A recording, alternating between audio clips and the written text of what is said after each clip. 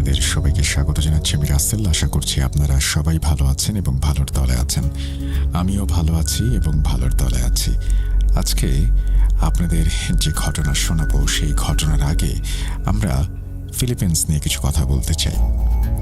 এই ফিলিপিন্সে বেশ কিছু হন্টেড প্লেস রয়েছে। এর মধ্যে একটি হচ্ছে বিখ্যাত একটি হোটেল, এবং এটি ফিলিপিন্সের বলা হয় যে সবচেয়ে বিখ্যাত হন্টেড জায়গাগুলোর একটি। এটি দ্বিতীয় বিশ্বযুদ্ধের সময় জাপানি সেনাদের দ্বারা ব্যবহৃত হতো এবং এখানে অনেক অত্যাচার আর মৃত্যুর ঘটনা ঘটেছে। একটি রাস্তা রয়েছে যার নাম হচ্ছে হোয়াইট লেডি, এবং এখানে একটি নারীকে বলা হয়ে থাকে যে গাড়ি চাপা দিয়ে হত্যা করা হয়েছিল। এরপর থেকে তার আত্মা নাকি এখানে ঘোরে। এছাড়াও একটি আইল্যান্ড রয়েছে এবং এখানেও ঐতিহাসিক যুদ্ধস্থল, যেখানে দ্বিতীয় বিশ্বযুদ্ধের সময় অনেক সেনা নিহত হয়েছিল। এছাড়াও এখানে রয়েছে একটি মিলিটারি হাসপাতাল, ছিল একটা সময় আমেরিকান মিলিটারি হাসপাতাল, এখন সেটা পরিত্যক্ত, এবং এখানে অনেক আহত এবং মৃত সেনা ছিল, এবং এই স্থানটি একটি হন্টেড হসপিটাল নামে পরিচিত। এছাড়াও এখানে আরও বেশ কিছু জায়গা রয়েছে, এবং এখানে একটা সাদা রঙের বাড়ি রয়েছে, পুরনো সাদা রঙের বাড়ি, যেটি হন্টেড বাড়ি নামে পরিচিত। ধারণা করা হয় এখানে অনেক আত্মহত্যা এবং হত্যার ঘটনা ঘটেছে। তো মোটামুটি এই ছিল আমার ফিলিপিন্স নিয়ে ছোট্ট কিছু ঘটনা আপনাদের সাথে শেয়ার করার। এবারে যাব মূল ঘটনায়। আমাদেরকে যে ঘটনাটি পাঠিয়েছেন সেই ঘটনাটি আসলে এই ফিলিপিন্সকে নিয়ে, এবং পাঠিয়েছেন মেহেদি হাসান। আমরা তার ঘটনায় যাব। যেভাবে লেখা আছে আমি সেভাবেই পড়ে শোনাচ্ছি আপনাদের। আসসালামু আলাইকুম রাসেল ভাই ও প্রিয় লিসেনার্স, আশা করি ভালো আছেন, ভালোর দলে আছেন। এবং তারপরে তিনি সবাইকে ধন্যবাদ দিয়ে শুরু করছেন ঘটনা। ভূত.com-এর নিয়মিত শ্রোতা তিনি, এবং লিখছেন দুবাই থেকে। আমি এই ঘটনাটি সংগ্রহ করেছি আমার ফিলিপিনের সহকর্মী আর্মিন সিলভাদোরের স্ত্রী ক্যাথরিন সিলভাদোরের কাছ থেকে। ওনার বয়স 40-এর কাছাকাছি হবে। ক্যাথরিন আপু দুবাইয়ে থাকেন। তিনি দুবাই ডিউটি ফ্রিতে জব করেন। দুজন দুই জায়গায় জব করার কারণে প্রয়োজনের তাগিদে আলাদা থাকলেও সুযোগ পেলে কখনো আর্মিন ছুটে যান তার স্ত্রীর সাথে দেখা করতে, আবার কখনো আপু ছুটি পেলে আমাদের এখানে চলে আসেন। আমরা তখন বেশ গল্পগুজব করি, ভাবি বেশ মিশুক একজন মানুষ, গল্প করতে পছন্দ করেন।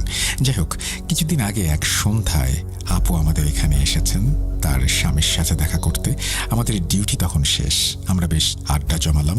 কথায় কথায় আমি ক্যাথরিন আপুকে বললাম আমার একটা শখ আছে, সেটা হচ্ছে ভূতের গল্প শোনা। তারপর সেগুলো সংগ্রহ করে আমাদের দেশের একটা জনপ্রিয় ভৌতিক প্ল্যাটফর্ম রয়েছে, সেখানে লিখে পাঠানো। তখন আপু বললেন, তুমি ফিলিপিনের জনপ্রিয় কিছু হরর মুভি দেখতে পারো। আমি বললাম, ওখানে সম্পূর্ণ রিয়েল স্টোরি প্রচার করা হয়। তখন উনি বললেন, আমার সাথে ওরকম কিছু হয়নি। আমি বললাম, আপনার জানা ঘটনা হলেও কিন্তু চলবে। তখন আপু একটা ঘটনা বলতে রাজি হলেন, তবে এই ঘটনাটা বলার আগে উনি আমাকে অনুরোধ করেন যেন এই ঘটনার স্থান এবং যার সাথে ঘটেছে তার নাম যেন প্রকাশ না করা হয়। আমি সেই শর্তে রাজি হয়ে যাই। তো ঘটনাটি ঘটেছিল ক্যাথরিন আপুর আপন বড় ভাইয়ের সাথে। এটা 2000 সাল বা তার আশেপাশের একটা ঘটনা। ক্যাথরিন আপুর বাবার বাড়ি যে গ্রামে, ওই গ্রামে রয়েছে বিশাল একটা খ্রিশ্চান কবরস্থান। ওই অঞ্চলের সব খ্রিশ্চানদের মৃতদেহ ওখানেই সমাধিত করা হয়। ক্যাথরিন আপুর বড় ভাই পেশায় একজন কাপড়ের দোকানদার। স্থানীয় বাজারে তার একটা দোকান রয়েছে। দোকানটা উনি নিজে চালান। তাছাড়া দোকানে কেনাকাটা করতে বেশ রাত হয়ে যায়। ভাইয়া রাতে বাড়ি ফেরেন যখন, তখন ফেরার পথে ওই কবরস্থানটা তার পড়ে। আর রাতে দোকান বন্ধ করে ওনাকে একা একাই বাড়ি ফিরতে হয়। বাড়ি ফেরার সময় ওই কবরস্থানটা চোখে পড়ে তার। সেখান দিয়ে ফেরার সময় উনি একটা নিয়ম মেনে চলেন। এই নিয়মটা ওনার বাড়ির অন্যান্য সদস্যরাও মেনে চলেন। সেটা হচ্ছে, এই কবরস্থানের পাশ দিয়ে চলার সময়ে ওনারা যদি মোটর সাইকেল বা বাইসাইকেলে চলাফেরা করেন, তবে কবরস্থানের কাছাকাছি এসে সাইকেল থেকে বা মোটর সাইকেল থেকে নেমে পড়েন এবং এই অঞ্চলটি তারা হেঁটে পার হন। এই সাইকেল বা মোটর সাইকেল থেকে নেমে পড়ার দুটো কারণ আছে বলে আমাকে জানান আপু।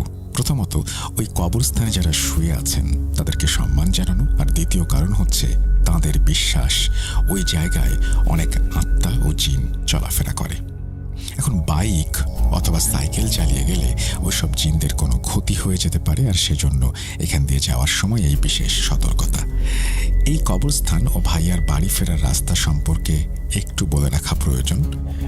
বাজার থেকে বাড়ির দূরত্ব প্রায় 1 কিলোমিটার, আর এই 1 কিলোমিটারের প্রায় 300 মিটার হচ্ছে এই কবরস্থানের এরিয়া। কবরস্থানের সামনে, অর্থাৎ যে দিকটায় গেট রয়েছে, ওটার সামনে দিয়ে একটা রাস্তা আছে আর পেছনে একটা রাস্তা। ওনাদের বাড়ি ফেরার রাস্তাটা হচ্ছে কবরস্থানের পেছনের দিকে। এই রাস্তাটা সামনের রাস্তার তুলনায় বেশ সরু আর অন্ধকার। সেখানে কোনো আলোর ব্যবস্থা নেই, একেবারে ভুতুড়ে পরিবেশ। ঝড় বৃষ্টির রাতে সেটা আরও ভয়ঙ্কর হয়ে ওঠে। এবার মূল ঘটনা শুরু করা যাক, বলছেন ক্যাথরিন আপু।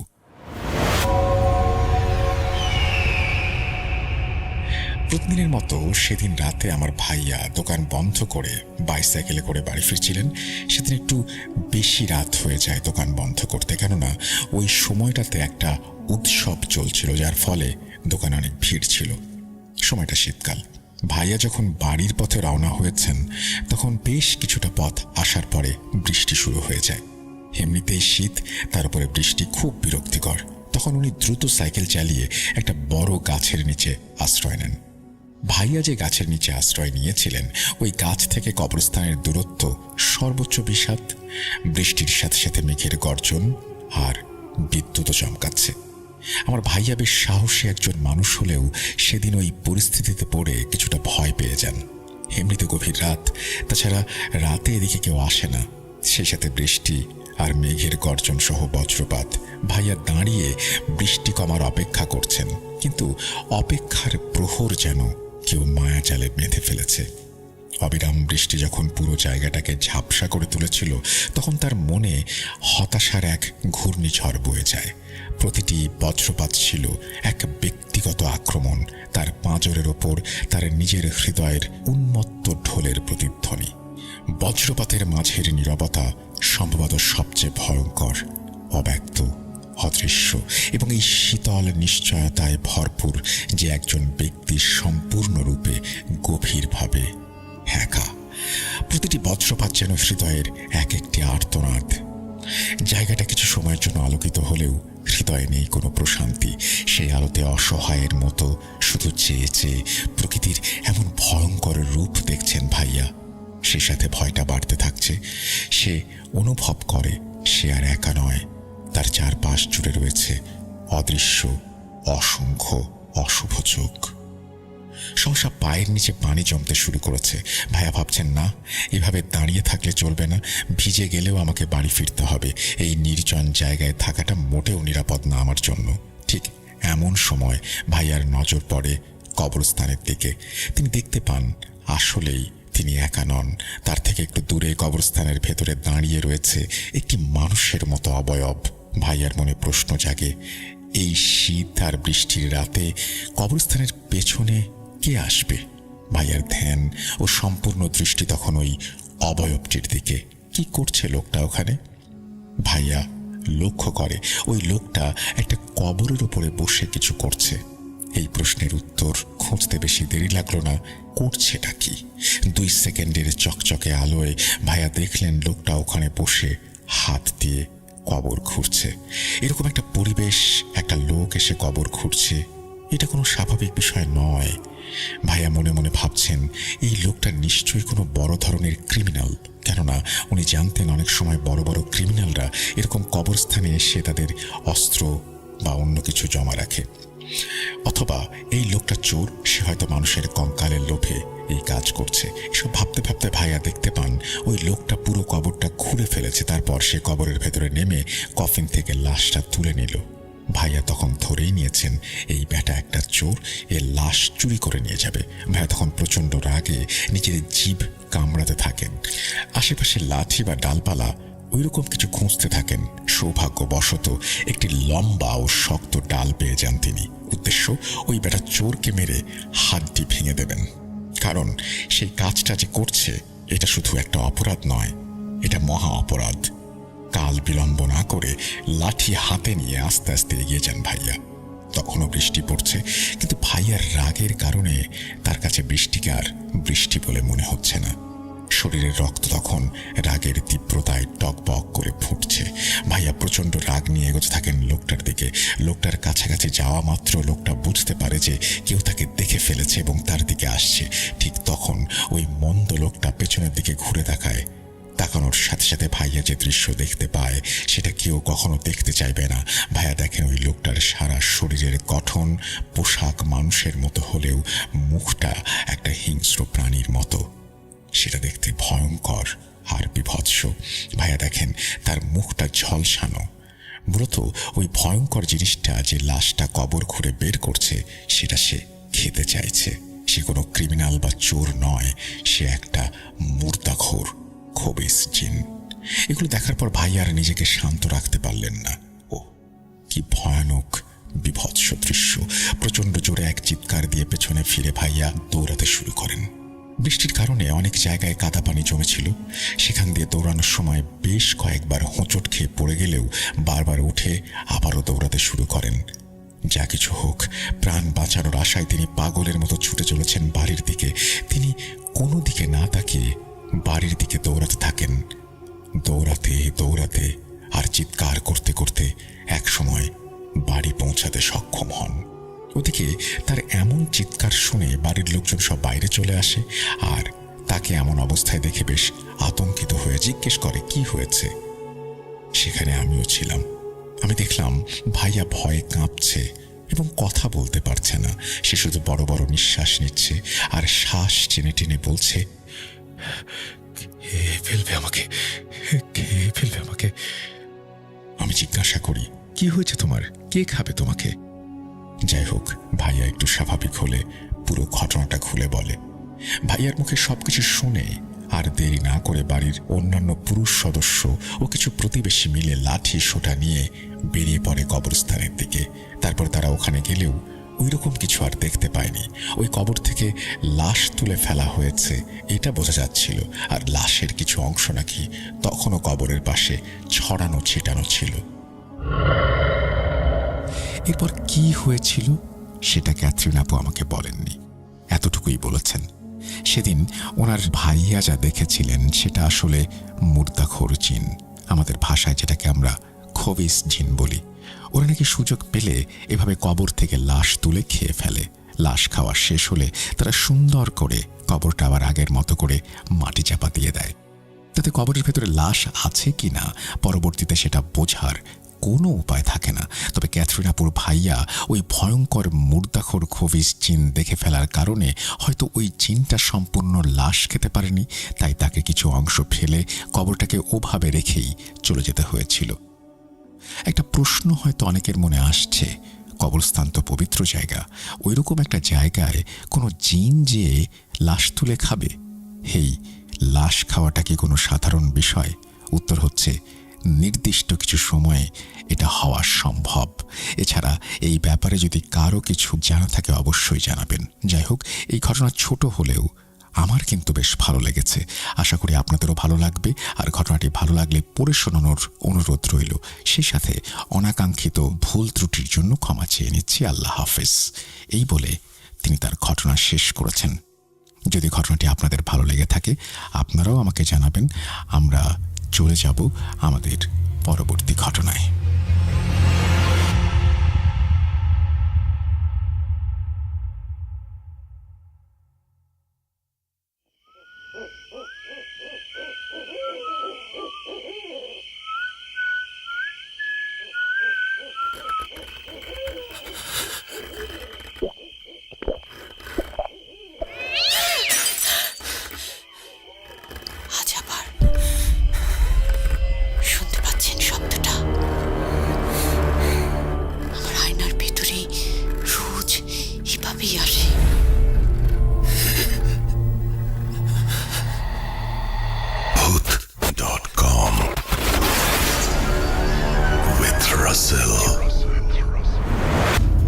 আবার আপনাদের সবাইকে স্বাগত জানাচ্ছি। আমি রাসেল। আশা করছি আপনারা সবাই ভালো আছেন এবং ভালোর তলে আছেন। আমিও ভালো আছি এবং ভালোর তলে আছি।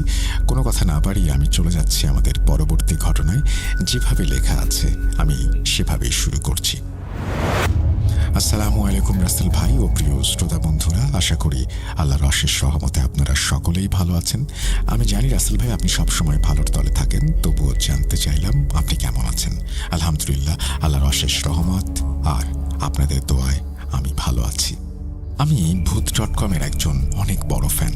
একসময় ভূত FM শুনতাম, আর এখন ভূত.com। ভূত.com-এর প্রতিটি এপিসোড লাইভ শোনার চেষ্টা করি, কিন্তু যেগুলো মিস হয়ে যায় সেগুলো পরবর্তীতে ডাউনলোড করে শুনি। অনেকদিন ধরেই কিছু ঘটনা পাঠাবো ভাবছিলাম, কিন্তু কর্মব্যস্ততার কারণে হয়ে ওঠে না। আজ সব কিছুকে উপেক্ষা করে লিখতে বসলাম। আমাদের পাশের গ্রামের আমার দূর সম্পর্কের চাচা ও দাদার সাথে ঘটে যাওয়া একটি লোমহর্ষক ভৌতিক ঘটনা, যেটা আমি আমার দাদির মুখ থেকে শুনেছি, সেটাই শেয়ার করবো আজকে। জানি না ঘটনাটি ভয়ের কিনা, কিন্তু ঘটনাটি শোনার সময় আমার গায়ের লোম দাঁড়িয়ে গিয়েছিল। আশা করি ভালো লাগবে। এবং তিনি বলেছেন যে এই ঘটনাটি সর্বোচ্চ রকমের অলৌকিকতার পূর্ণতা যেন পায়, সেজন্য আমাকেই পড়তে বলেছেন। এবং তারপরে তিনি তার পরিচয় দিয়েছেন, মোহাম্মদ AJ সোহেল, সাতক্ষীরা জেলা থেকে তিনি বলছেন, তার মানে খুলনা এলাকায়। এবং এই দিকের ঘটনাগুলো খুবই অন্যরকম হয়। আমি আজ যে ঘটনাটি শেয়ার করতে যাচ্ছি সেটি ঘটেছিল আমাদের পাশের গ্রামে। ধরে নিচ্ছি তার নাম শ্রীপুর। সঙ্গত কারণে এই ঘটনাটি যার সাথে ঘটেছিল তাদের নামের পরিবর্তে আমি ছদ্মনাম ব্যবহার করছি। ঘটনাটি যেহেতু দুইজনের সাথে ঘটেছিল, তাই একজনের নাম দিলাম আকবর, অন্যজনের নাম দিলাম করিম। আকবর যিনি আমার দুঃসম্পর্কের দাদা, আর করিম আমার দুঃসম্পর্কের চাচা। আর আকবর ও করিম সম্পর্কে চাচা ভাতিজা। পেশায় তারা দুজনেই দিনমজুর। আকবর দাদা ও করিম চাচার দুজনেরই 2টি করে পুত্র সন্তান আছে। প্রিয় লিসনার্স, এটা কেন বললাম সেটা ঘটনার শেষে জানতে পারবেন। আজ প্রথম একটি লোমহর্ষক সত্যি ঘটনা লিখতে বসলাম। চলুন ঘটনায় চলে যাই। ঘটনাটি যেহেতু আমার দাদির মুখে শোনা, তাই তার ভাষাতেই বলবো।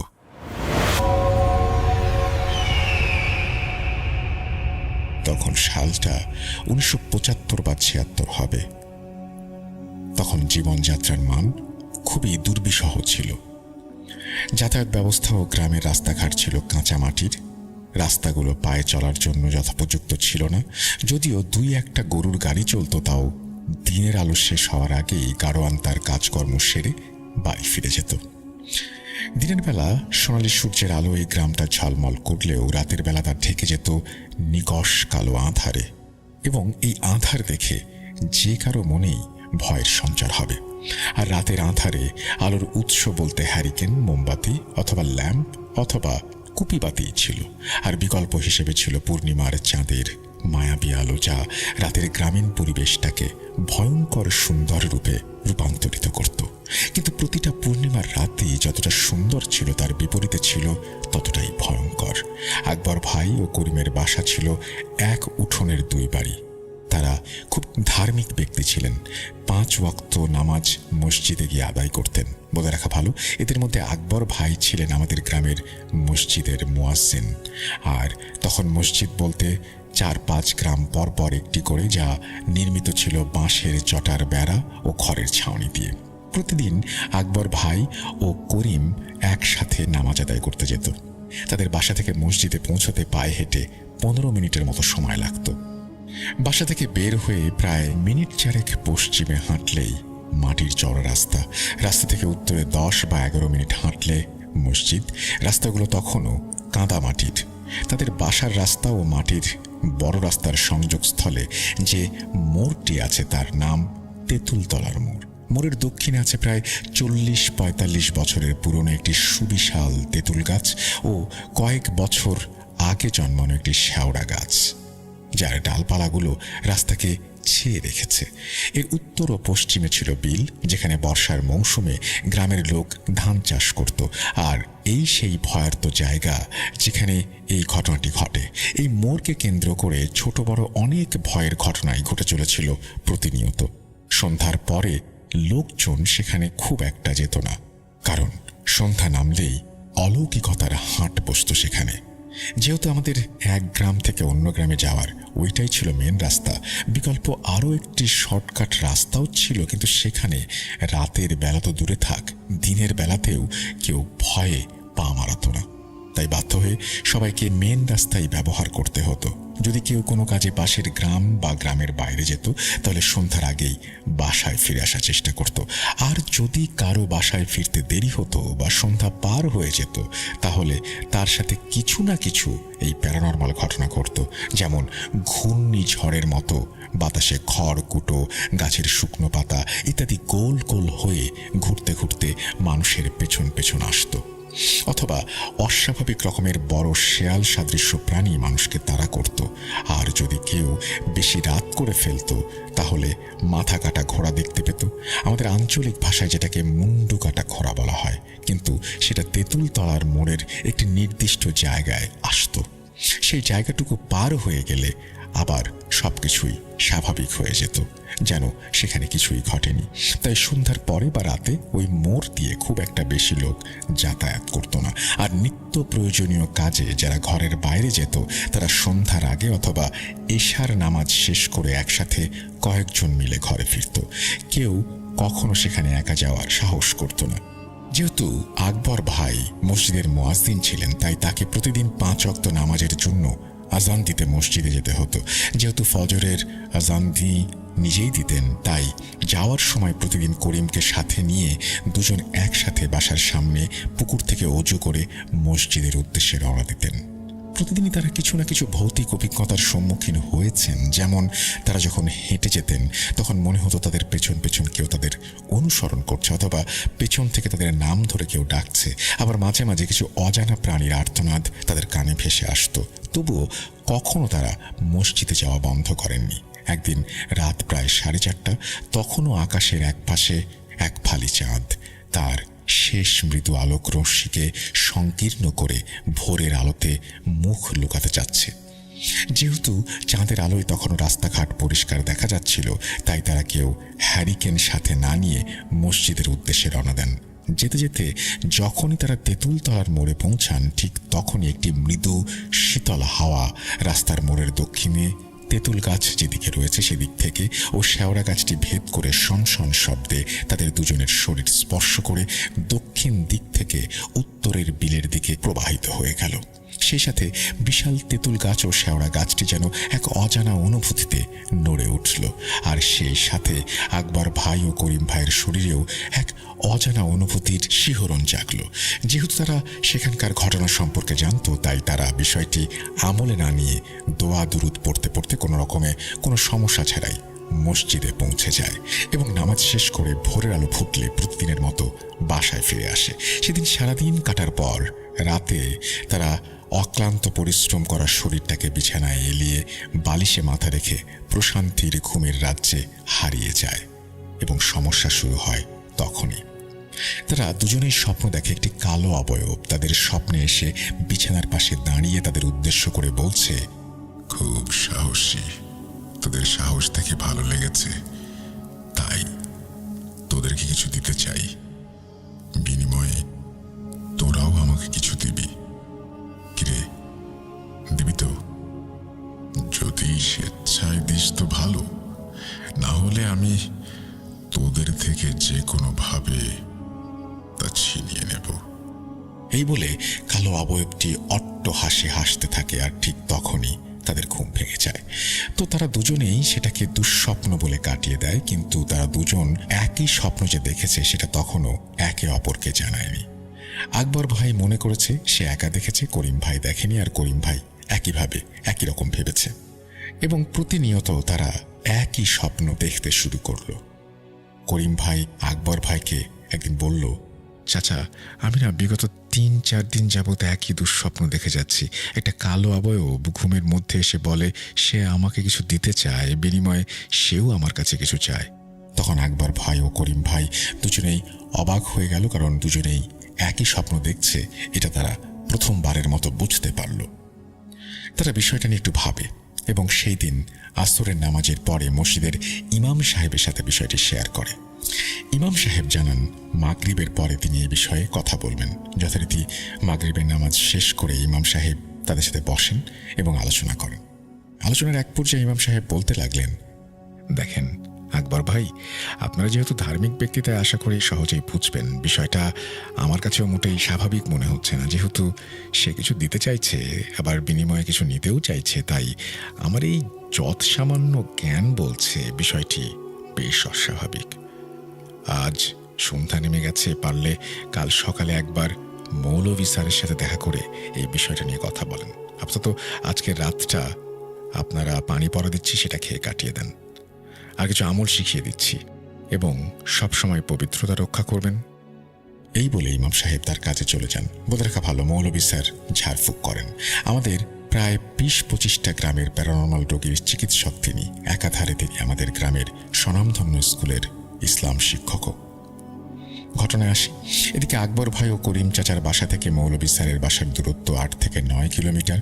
অন্যদিকে সন্ধ্যার পশ্চিম আকাশের অস্ত যাওয়া সূর্যের শেষ লালিমাটুকুও তখন আস্তে আস্তে কালো অন্ধকার গ্রাস করে নিচ্ছে। আর এই ঘুটঘুটে অন্ধকার রাতে মাটির রাস্তা ধরে কোনো যানবাহন ছাড়া এতটা রাস্তা যাওয়া কোনোভাবেই সম্ভব ছিল না। তাই আকবর ভাই করিম ভাইকে উদ্দেশ্য করে বলল, করিম, আজকে তো রাত হয়ে গেছে, তাই কাল সকালে উঠে আমরা স্কুলে গিয়ে না হয় স্যারের সাথে দেখা করব। করিমও এই কথায় সম্মতি জানায়, এবং তারপর আকবর ভাই ও করিম গ্রামের বাজারে গিয়ে নিত্য প্রয়োজনীয় জিনিসপত্র কেনে এশার নামাজ শেষ করে বাসার উদ্দেশ্যে রওনা হয়।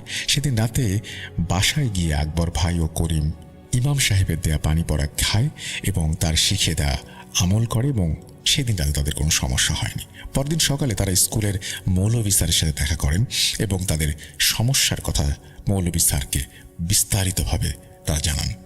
জোহরের নামাজ শেষ করে সবাই চলে গেলে মৌলভী ফুজুর আকবর ভাই ও করিমকে নিয়ে বসেন এবং বলতে থাকেন, দেখো আকবর, তোমাদের সাথে যে ঘটনাটি ঘটেছে সেটা কোনোভাবেই কাকতালীয় বা স্বাভাবিক কোনো ঘটনা নয়। তোমার স্কুল থেকে চলে আসার পর ক্লাসের ফাঁকে স্কুলের নামাজের কক্ষে গিয়ে আমি আমার অনুগত জিনকে হাজির করি এবং তোমাদের সাথে ঘটে যাওয়া ঘটনার কারণ জানতে চাইলে আমার পালিত জিন আমাকে জানায় একটা বদ জিন অনেক দিন ধরেই তোমাদের পেছনে ঘুরছে।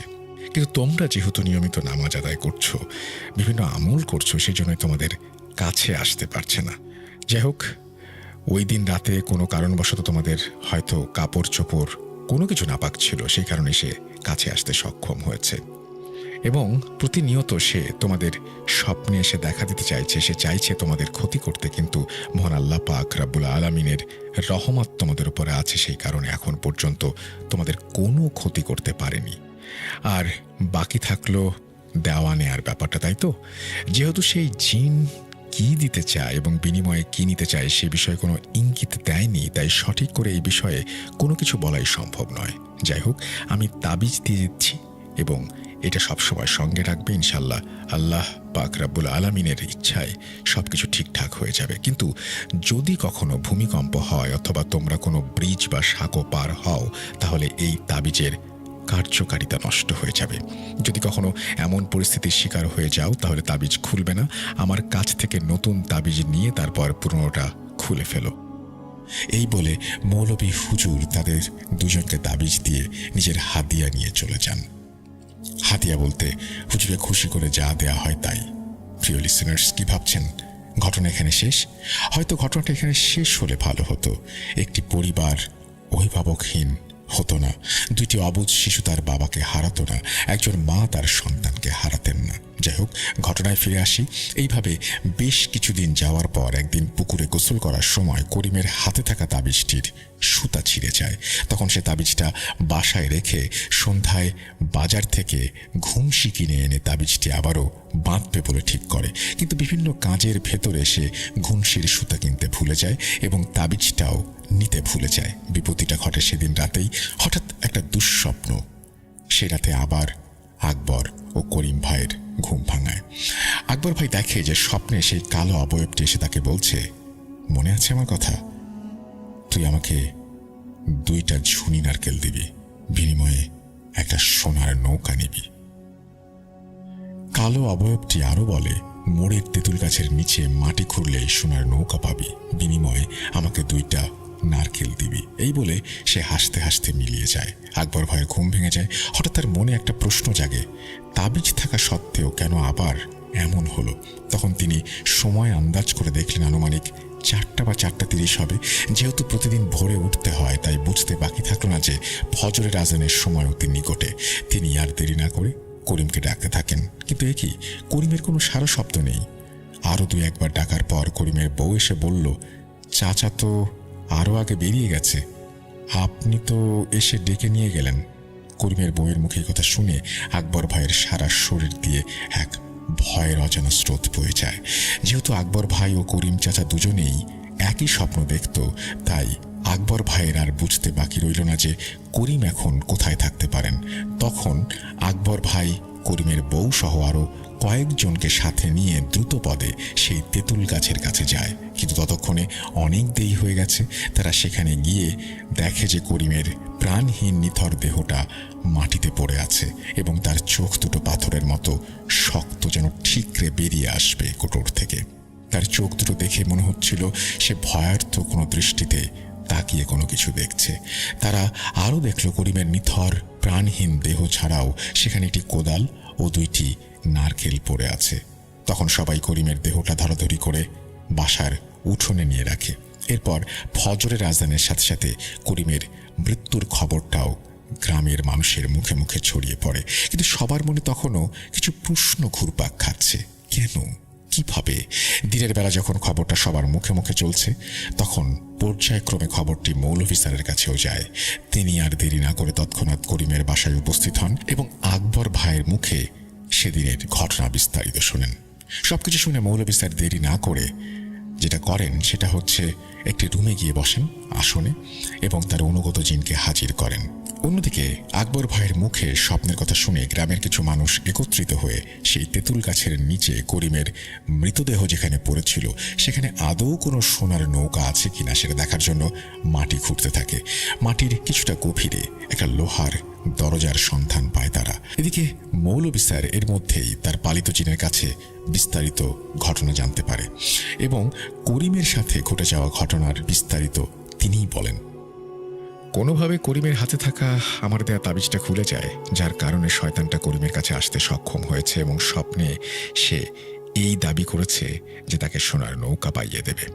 যেহেতু করিম পেশায় ছিল দিনমজুর, তাই সে সোনার নৌকার কথা শুনে 7-5 না ভেবে ঘরে থাকা নারকেল নিয়ে সেখানে হাজির হয়।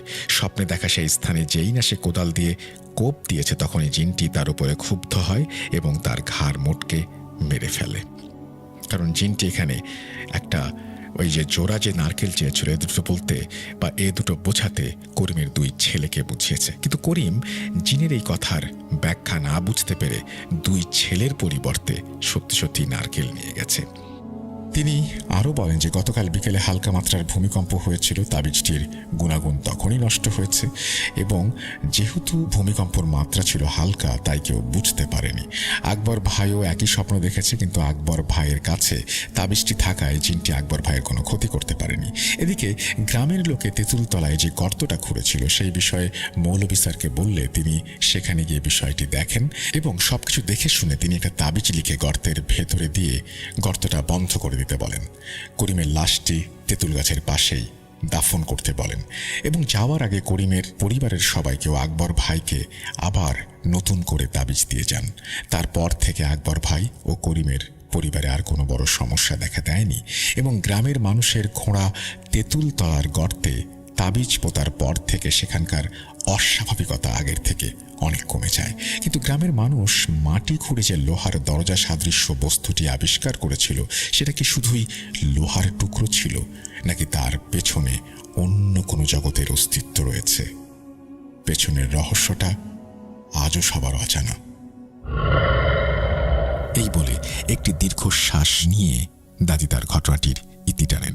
সেই ভয়ানক স্থানটি আজ সময়, কাল, চিত্র এবং সবকিছুর বিবর্তনে হয়তো কালের কালকুঠুরিতে বিবর্ণ হয়ে গেছে।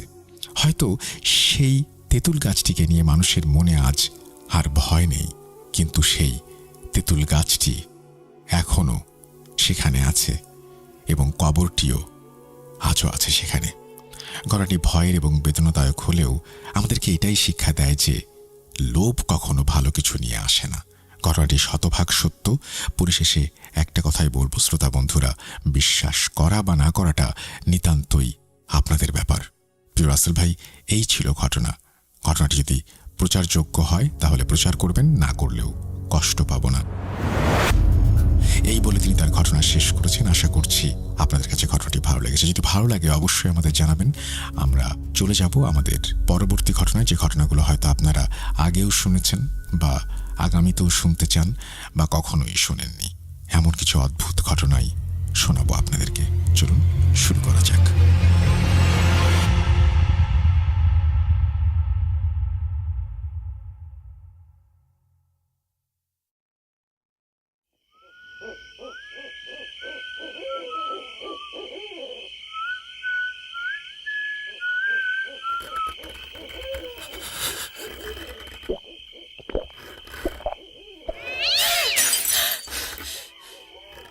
আজ আবার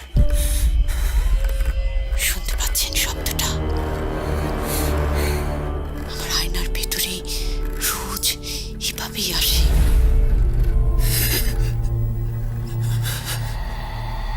Bhoot.com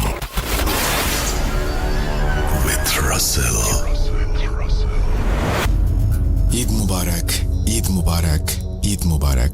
আপনাদের সবাইকে স্বাগত জানাচ্ছি ভূত.com-এ আরও একবার। আমি রাসেল। আশা করছি সবাই ভালো আছেন আর ভালোর দলে আছেন।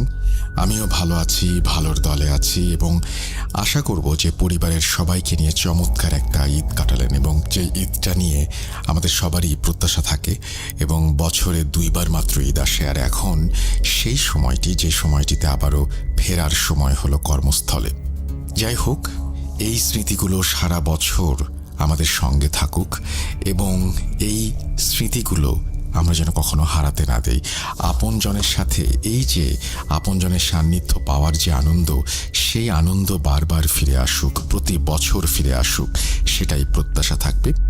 আজকে ভূত.com-এ আপনাদের প্রথমে জানিয়ে দিই, আপনারা সবাই জানেন, তারপরেও বলছি যে ভূত.com-এ এখন আমরা যেটা করছি সেটা হচ্ছে প্রত্যেক শুক্রবারেই কিন্তু আমরা স্বাধীন মিউজিক অ্যাপের পাশাপাশি ইউটিউবেও আসছি। আপনারাই চেয়েছিলেন এরকম একটা ব্যাপার ঘটুক, কারণ আপনারা চাচ্ছিলেন অনেক দিন ধরেই, আমরাও চেষ্টা করছিলাম এবং খুব দ্রুতই আমরা সেটা সফল করব বলে আশা করছি। যাই হোক, আমরা চলে যাচ্ছি আমাদের প্রথম ঘটনায়। আপনাদের সবাইকে পবিত্র ঈদুল আজহার আরও একবার শুভেচ্ছা জানাচ্ছি। হয়তো অনেকে বাড়ি ফিরছেন এখন, হয়তো অনেকে বাড়ি ফিরছেন মানে কর্মস্থলে ফিরছেন আর কি। আমরা যে বাড়িটিতে বড় হই, যত দূরেই যাই না কেন, সেটাই আমাদের সারা জীবন বাড়ি থাকে। যাই হোক, এখন ঘটনায় যাওয়া যাক। যেভাবে লেখা আছে আমি সেভাবেই শুরু করছি। আসসালামু আলাইকুম রাসেল ভাই, আশা করি ভালোই আছেন। আমার নাম অনুগ্রহ করে প্রকাশ করবেন না। তারপরে তিনি তার নাম লিখেছেন, আমি প্রকাশ করছি না। তারপরে তিনি বলছেন, আমার বাড়ি ময়মনসিংহ জেলার জামালপুর জেলায়। আমি ভূত.com-এর নিয়মিত শ্রোতা। 2012 সাল থেকে আমি ভূত FM শুনছি, কিন্তু যখন তা বন্ধ হয়ে যায় তখন অনেক খারাপ লাগলেও যখন শুনতে পাই নতুন নামে আপনি ফিরে এসেছেন তখন অনেক ভালো লেগেছে। ভূত.com প্রথম থেকে না শুনতে পারলেও 40তম এপিসোড থেকে নিয়মিত শোনা হয়। আজকে আমি যে ঘটনাটি শেয়ার করব সেটি আমার এক বড় ভাই এবং তার বন্ধুর সাথে ঘটে যাওয়া একটি নির্মম হৃদয় বিদারক ঘটনা। বাড়ি দূরে হওয়ার কারণে স্টুডিওতে এসে ঘটনা বলতে পারছি না। ঠিকভাবে সাজিয়ে গুছিয়ে লিখতে না পারার জন্য আন্তরিকভাবে দুঃখিত। কথা না বাড়িয়ে ঘটনায় যাওয়া যাক।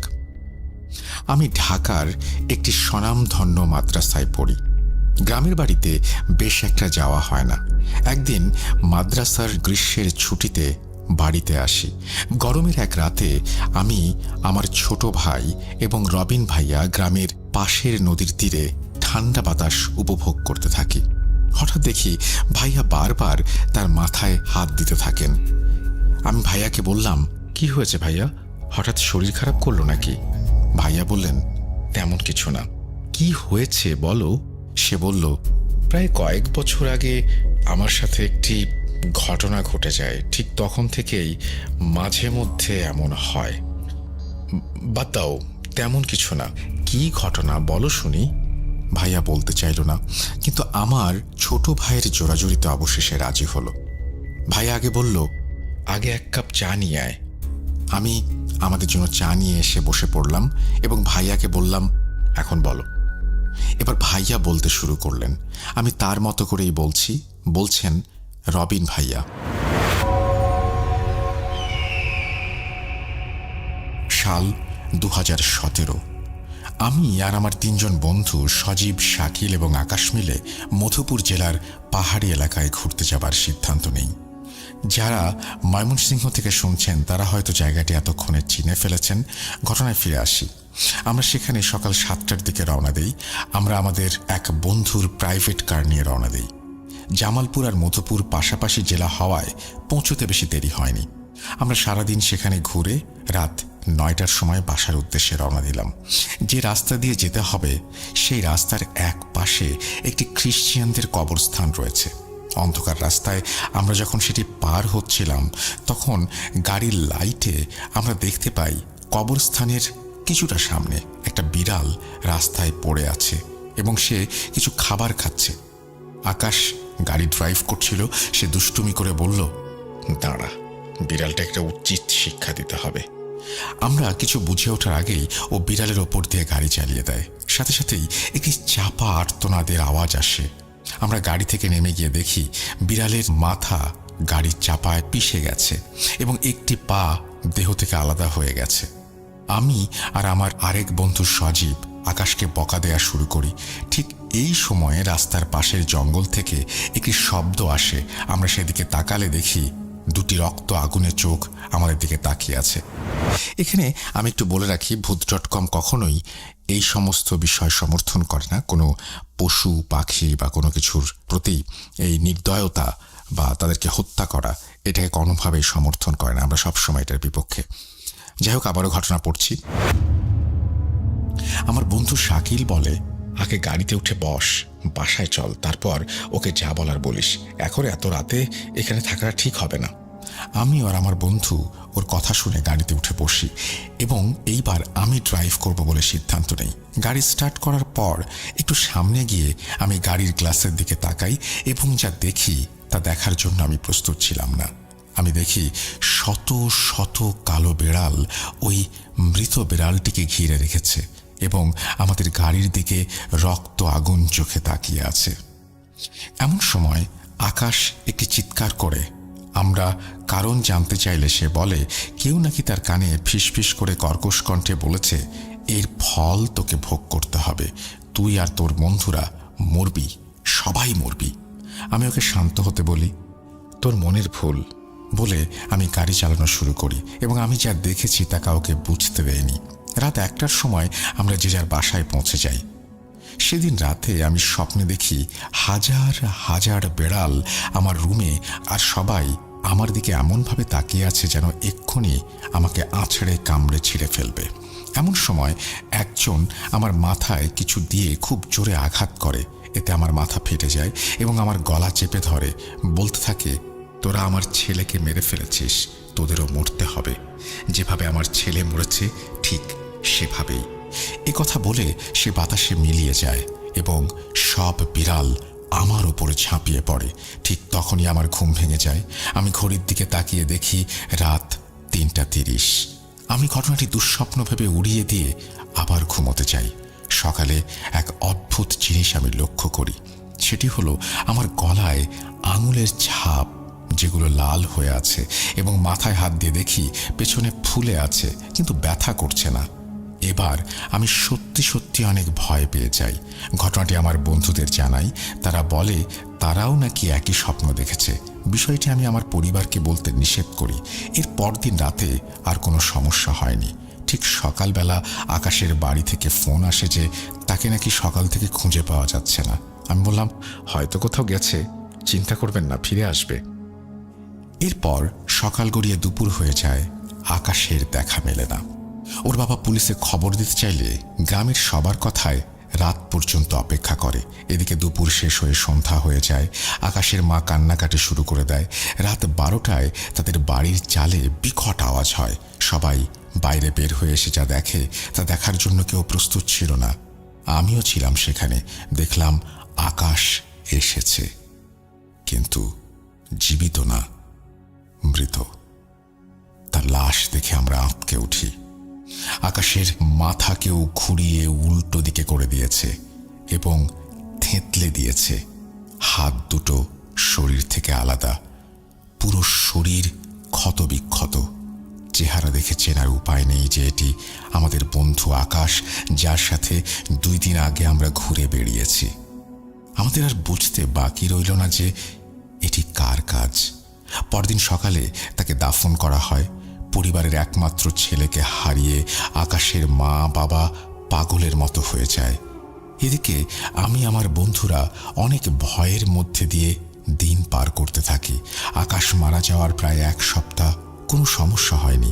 একদিন শাকিলের বাসা থেকে ফোন আসে যে শাকিলকে খুঁজে পাওয়া যাচ্ছে না। আমার মনে তখন ভয় ও দুশ্চিন্তা দুটোই বিরাজ করছিল। আমি তাড়াতাড়ি শাকিলের বাসায় যাই। সকাল গড়িয়ে বিকেল, বিকেল গড়িয়ে রাত হয়। আমরা খুঁজে পাচ্ছিলাম না। হঠাৎ একজন চিৎকার করে বলে ওঠে তাকেই ঠিক সেই অবস্থায় বাড়ির পাশের বাঁশঝাড়ের নিচে পড়ে থাকতে দেখা যায়।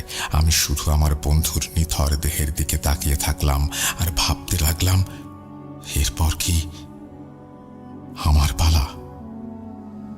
এইবার সব ঘটনা আমি সকলকে বললাম।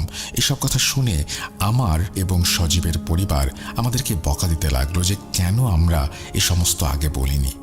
তারপর আমাদের একজন হুজুরের কাছে নিয়ে যাওয়া হয়। তিনি একজন জিনের মাধ্যমে বলেন যে আমরা যে বিড়ালটিকে মেরে ফেলেছি সেটি ছিল একটি জিন সর্দারের একমাত্র ছেলে, তাই সে আমাদের পেছনে পড়ে রয়েছে। তিনি আরও বলেন এই জিন অনেক শক্তিশালী আর সে কাউকে ছাড়বে না।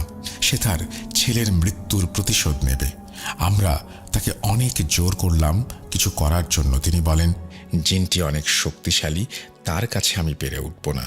আমি একজনের ঠিকানা দিচ্ছি, আপনি ওনার সাথে যোগাযোগ করেন। আমরা সেই ঠিকানা অনুযায়ী হুজুরের কাছে গেলাম। সেই হুজুর আমাদের সকল কথা শুনে বলল, আমি ঠিক 3 দিন পর আপনাদের বাসায় যাব এবং আমার কাজ আমি করব। ততদিন আপনারা এই তাবিজটি রাখুন। একা একা কোথাও যাবেন না, আর সাবধানে থাকবেন, নামাজ পড়বেন আর আল্লাহকে স্মরণ করবেন সব সময়। এই বলে হুজুর আমাদের বিদায় দেন। ঠিক 3 দিন পর হুজুর আমাদের বাড়িতে আসেন এবং আমাকে এবং আমার বন্ধুকে একটি বৃত্ত এঁকে সেখানে বসান। এরপর আমাদের পরিবারের সবাইকে বলেন যা কিছু হয়ে যাক কোনো কথা বলবেন না, কোনো শব্দ করবেন না। আমাদের চারপাশে কিছু মোমবাতি এবং আগরবাতি জ্বালিয়ে হুজুর দোয়া পড়তে শুরু করেন। পড়তে পড়তে এক সময় মনে হলো যে আমাদের বাড়ির চারপাশে যেন ঝড় বয়ে যাচ্ছে, গাছপালা উপড়ে পড়ছে। এমন সময় একটি কর্কশ ভাষায় কেউ একজন বলে উঠল, আমাকে কেন ডেকেছিস? হুজুর একটা সালাম দিয়ে বললেন, কে তুমি আর কেন এদের মারছ? তখন আবার আওয়াজ আসলো, আমি জিনদের সর্দার। ওরা আমার একমাত্র ছেলেকে পিষে মেরেছে, আর এখন আমিও ওদের ঠিক একইভাবে মারব। কেউ আমাকে থামাতে পারবে না, মরবে, সবাই মরবে। এই বলে জিনটি বিশ্রীভাবে হাসতে শুরু করলো। এই হাসি এত কর্কশ যে আমাদের মনে হচ্ছিল আমাদের কান ফেটে যাবে। পুরো বাড়ি সেই হাসির শব্দে যেন কেঁপে উঠছিল। হুজুর তাকে বলল, কি নিলে তুই শান্ত হবি, এই মৃত্যুর খেলা শেষ করবি? সে বলল, আমি শুধু ওদের জীবন চাই, মৃত্যুর বদলে মৃত্যু। এই বলে সে সজীবের গলা ধরে উপরে উঠাতে লাগলো। আমরা শুধু দেখতে লাগলাম যে কিছু অদৃশ্য একটা সজীবকে শূন্যে তুলে সজোরে মাটিতে ছুঁড়ে ফেলে দিল। আবার তাকে শূন্যে তুলে তার হাত দুপাশ থেকে টেনে নিয়ে ছিঁড়ে আলাদা করে দেয়। সজীবের আর্তনাদে পুরো বাড়ি যেন কেঁপে ওঠে। হুজুর দোয়া পড়া চালালেও তাতে কিছু হয় না। হঠাৎ কোত্থেকে যেন একটা পাথর এসে সজীবের মুখের ওপর পড়ে, আর সাথে সাথেই সজীব নিস্তেজ হয়ে যায়। বাড়ির উঠোনে পড়ে থাকে সজীবের নিথর দেহ। এবার সেই দৃশ্য দেখে আমাকে উপরে তুলে সজোরে মাটিতে ছুঁড়ে ফেলে। আমার মাথায় মেরুদণ্ডে প্রচণ্ড ব্যথা পাই। মনে হচ্ছে যেন আমার সারা শরীরের হাড় ভেঙে টুকরো টুকরো হয়ে গেছে। হুজুর এখন দোয়া পড়ার পরিমাণ আরও বাড়িয়ে দেন এবং অবশেষে তাকে একটি বোতলে বন্দি করে ফেলতে সমর্থ হন এবং আমি অজ্ঞান হয়ে যাই।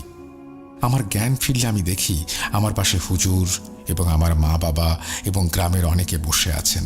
আমি হুজুরকে বললাম, ওই জিনের কি হলো? হুজুর বললেন, ওকে বোতলবন্দি করে আমার কাছে রেখে দিয়েছি। এখন আর কোনো বিপদ নেই। আমি তখন আমার বন্ধুদের কথা স্মরণ করে কেঁদে উঠি। যদি সেদিন ঘুরতে না যেতাম তাহলে আজকে ওরা বেঁচে থাকতো।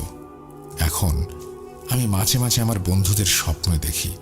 তারা আমাকে বলে, আমাদের এখানে ভালো লাগে না রবিন, তুইও চলে আয় আমাদের কাছে। আমার মাথায় আঘাত পাওয়ার পর থেকে এখনো মাঝে মধ্যে ব্যথা করে। এই বলে ভাইয়া তার ঘটনা শেষ করেন। ঘটনা পছন্দ হলে পড়ে শোনানোর অনুরোধ রইল। গুছিয়ে লিখতে না পারার জন্য আবারও ক্ষমা চাচ্ছি। ভূত.com সারা জীবন থাকুক। আল্লাহ রাসেল ভাইকে নেক হায়াত দান করুন। আল্লাহ হাফেজ। আল্লাহ হাফেজ। আমি আশা করব যে আপনারা ঘটনাটি উপভোগ করেছেন এবং এই যে ঈদের সময় ফিরতি পথে বাসায় আসতে আসতে এই ঘটনাটি আপনাদের মনে কিছুটা হলে হয়তো দাগ কেটেছে। যাই হোক, আমি অনেক দিন ধরেই ভূত.com, তার আগে ভূত FM করেছি। কয়েকটা এরকম ঘটনা পেয়েছি, আমার মনে পড়ে না, যেখানে হুজুর জিন ছাড়াতে আসছেন এবং একটি মানুষের মৃত্যু ঘটে। ঘটনাটি একটু অন্যরকম। আপনাদের ভালো লেগেছে আশা করব। যদি ভালো লাগে অবশ্যই আমাকে জানাবেন। আমরা চলে যাব আমাদের পরবর্তী ঘটনায়।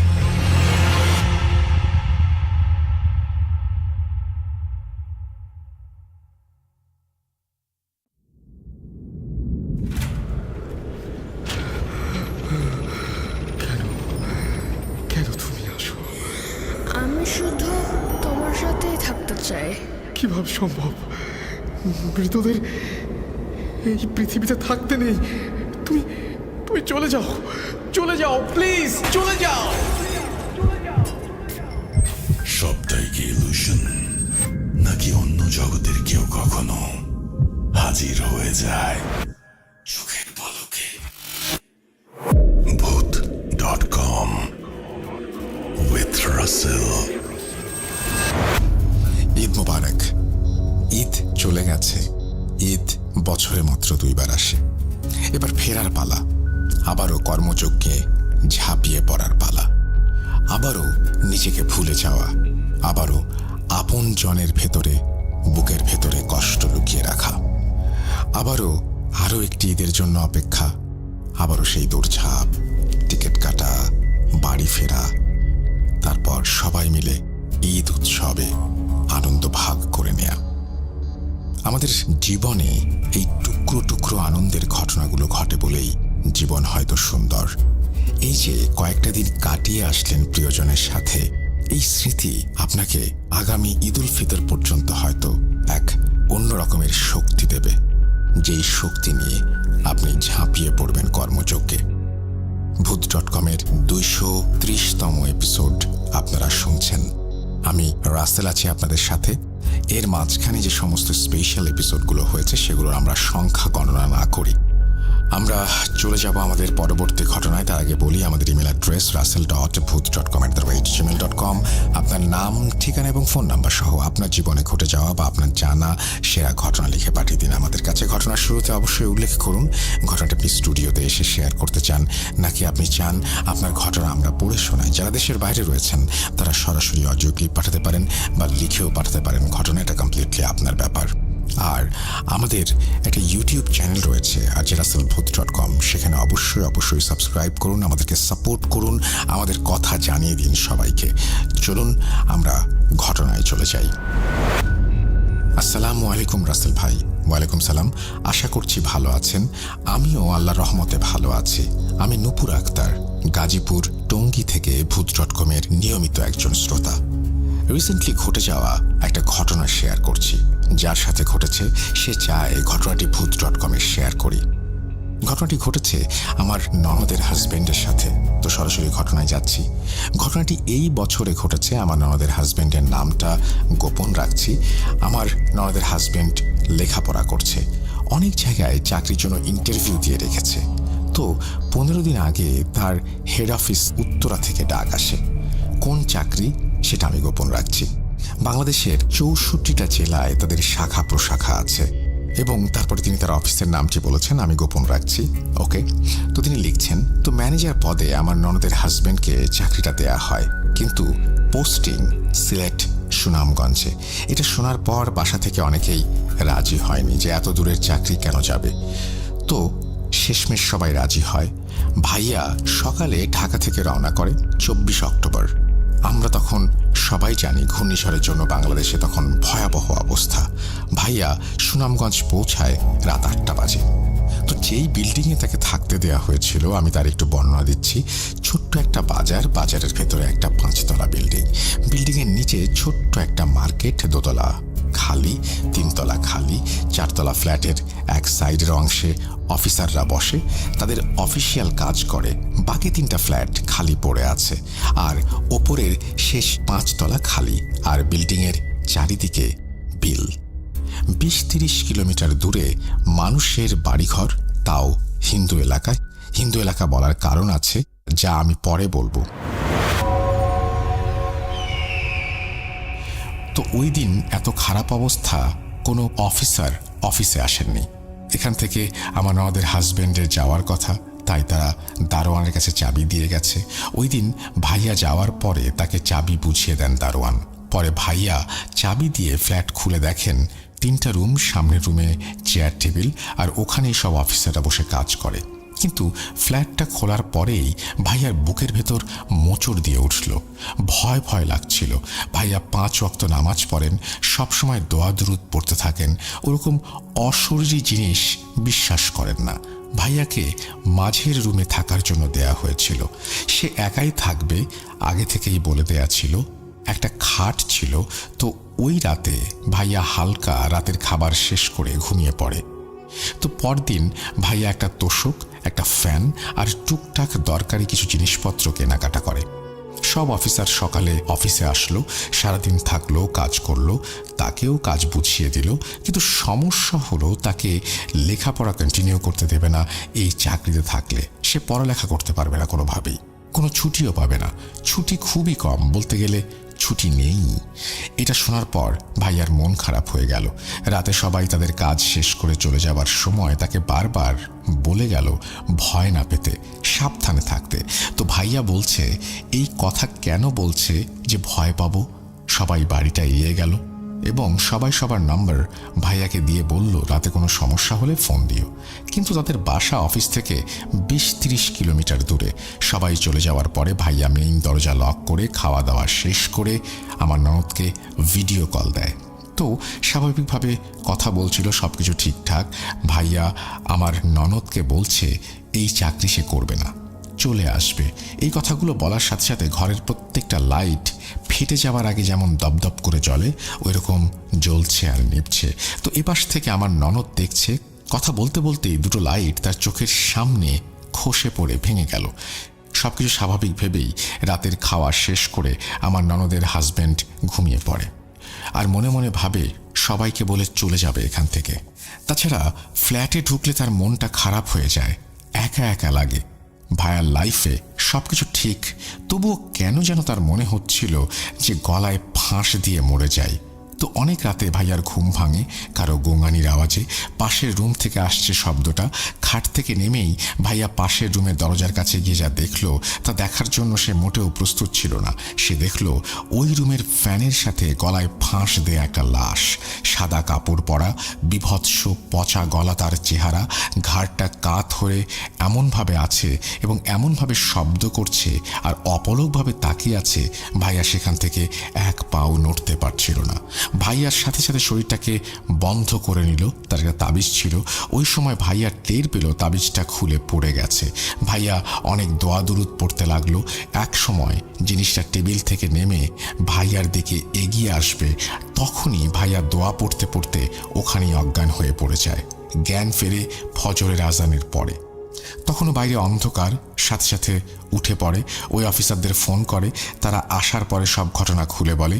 সবাই সব কিছু বলতে চেয়েছিল না, এক সময় বলে উঠল, তুমি যখন সমস্যায় পড়েছ তাহলে লুকিয়ে লাভ নেই। এই রুমে একজন কর্মকর্তা থাকতো 3.5 বছর আগে, ছুটি পেত না। তার বউয়ের সাথে কথা কাটাকাটি করতে করতে এক পর্যায়ে ঝগড়া হয়। তারপর সে গলায় ফাঁস দিয়ে আত্মহত্যা করে। এরপর থেকে যারাই এখানে থাকতে এসেছে এক রাতও থাকতে পারেনি। এইভাবে সবাইকে সে ভয় দেখায়। তুমি যেহেতু এক রাত ছিলে, ভয় পাও নাই, আমরা ভেবেছি সবকিছু স্বাভাবিক আছে, তার জন্য তোমাকে কিছু বলিনি।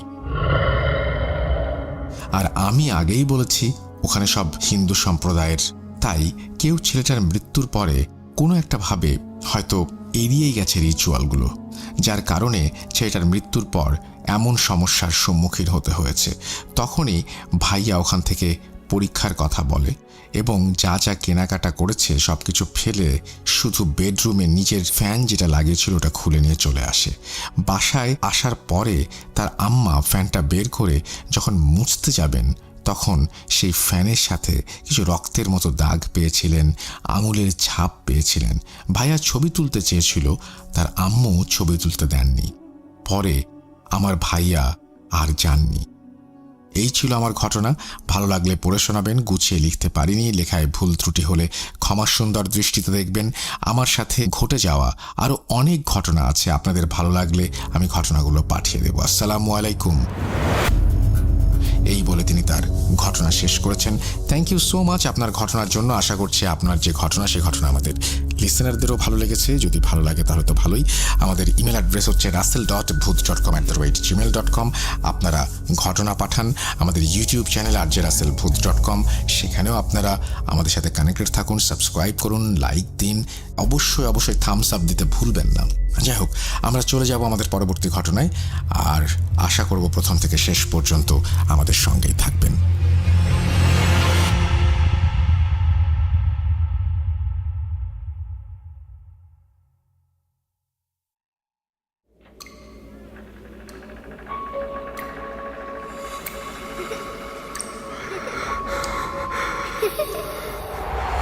লুকোচুরি খেলবে?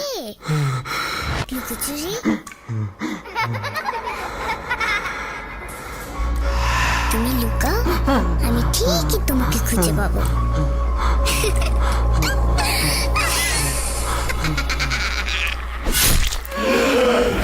Booth.com with Russell. Welcome back and Eid মুবারক। আপনাদের সবাইকে স্বাগত জানাচ্ছি আমি রাসেল। আশা করছি সবাই ভালো আছেন, ভালোর দলে আছেন। এবার অডিও ক্লিপ শোনার পালা। অনেক লম্বা সময় ধরে আপনাদের ইমেল শোনালাম এবং আপনাদের চারপাশে যে সমস্ত মানুষ রয়েছে, আমাদের তো অডিও ক্লিপ লাগবেই, তাদেরকে প্লিজ বলুন অডিও ক্লিপগুলো পাঠিয়ে দিতে অডিও ক্লিপের আকারে। তাহলে আমাদের এই শোটাকে আরও বেশি সমৃদ্ধ করতে পারবো। চলে যাই আমাদের আজকের প্রথম অডিও ক্লিপে। হ্যালো রাসেল ভাই, আমি সম্পদ পাল, আমার বাড়ি ঠাকুরগাঁয়ে। তো আমি অনেক দিন আগেই ইন্ডিয়াতে শিফট করি, এখন আমি শিলিগুড়িতে থাকি। তো ঘটনাটি আমার সাথেই ঘটে। যাই হোক, বেশি কিছু কথা না বাড়িয়ে আমি আমার ঘটনায় চলে যাই। তো ঘটনাটা ঘটে আমার কলেজ লাইফকে কেন্দ্র করে একটা হোস্টেলকে নিয়ে। তো 2013 সালে একটু বলে রাখি, হস্টেলের একটু বিবরণটা দিয়ে রাখি, তাহলে লিসেনারদের শুনতে সুবিধা হবে, ঘটনাটা বুঝতে সুবিধা হবে। আমাদের হস্টেলটা এরকম যে হোস্টেলটা 13 থেকে 14টা রুম, রেল বরাবর। প্রত্যেকটা রুমের সামনে বারান্দা, আর পুরো এদিক থেকে লম্বা বরাবর গ্রিল দেওয়া, আর সামনে বারান্দার গ্রিলটা পার করে সামনের দিকে একটু ফাঁকা, তারপরে কনের দিকে ওয়াশরুম। তো আমাকে ওয়াশরুমে যেতে গেলে দরজা খুলতে লাগবে, বারান্দার গ্রিল খুলতে লাগবে, তারপরে পায়ে হেঁটে কিছু দূর যাওয়ার পরে আমি ওয়াশরুমে যেতে হবে। কারণ ওয়াশরুমে বর্ণনাটা দেওয়ার কারণ হচ্ছে সেটা লিসেনাররা একটু পরেই বুঝতে পারবে। তো যাই হোক, তো 2013 সাল আমি সবই মাধ্যমিক পাশ করলাম। মাধ্যমিক থেকে আমি কলেজে এডমিশন নেওয়ার জন্য রংপুরে যাই। Rangpur police line school and কলেজে আমি ইন্টার ফার্স্ট ইয়ারে ভর্তি হই। তো এত ছেলে মেয়ের জন্য খুব হোস্টেলে সিট পাওয়া খুবই সংকট ছিল। আমি অনেক দিন খুঁজে পাচ্ছিলাম না। তো খুঁজতে রীতিমতো, নামটা আমি বললাম না সেই হোস্টেলের, যাই হোক কিছু সঙ্গত কারণে, তো কিছুদিন পরে সেই হোস্টেলটা আমি খুঁজে পেলাম। তো পাওয়ার পরে দেখা গেল কোনো সিট নেই। যেই রুমে 3টা সিট সেই রুমে অলরেডি 4জন করে আছে। তো এরকম অবস্থায় দেখে তো মানে ম্যাচে হোস্টেলের যে দায়িত্ব ছিল তাকে খুব অনুরোধ বিনোদ করে বলা হলো যে কিছু দিনের জন্য থাকি, পরে দেখা হলে আমি অন্য ম্যাচে চলে যাব বা অন্য রুমে শিফট করব, এরকম কিছু একটা বললাম। তো আমি আমাকে এমন একটা রুমে দেওয়া হলো যেটাতে 3জন ছিল, তো আমি নিয়ে 4জন হলো।